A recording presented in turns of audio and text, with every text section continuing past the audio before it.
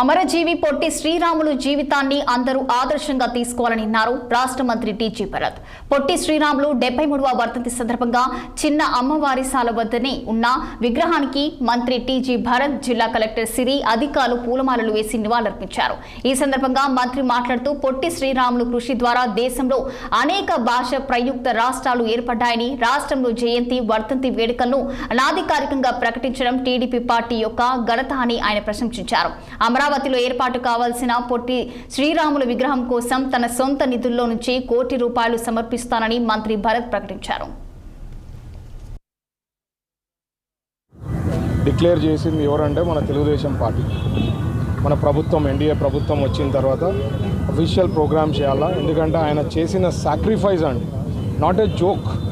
ఈరోజు ఎవరు వాళ్ళ రాష్ట్రాలు ఉన్నాయి అంటే తెలుగు వాళ్ళు మాట్లాడే వాళ్ళకి ఒక రాష్ట్రం, తమిళ్ వాళ్ళకి ఒక రాష్ట్రం, మరాఠీస్ ఇట్లాంటివన్నీ ఏర్పడిండేది main reason because of Potti Sriramulu గారు. ఆయన కానీ ఆ రోజు ఆలోచన చేయకుండా ఒక ఆలోచన ఒకే ఒక మంచి ఆలోచన చేసింది, ఒక స్ఫూర్తి తెచ్చి ఆయన ఆంధ్రప్రదేశ్ తెలుగు వాళ్ళందరూ కూడా ఒక చోటు ఉండాలా, ఒక రాష్ట్రం ఉండాలా అని చెప్పి ఆయన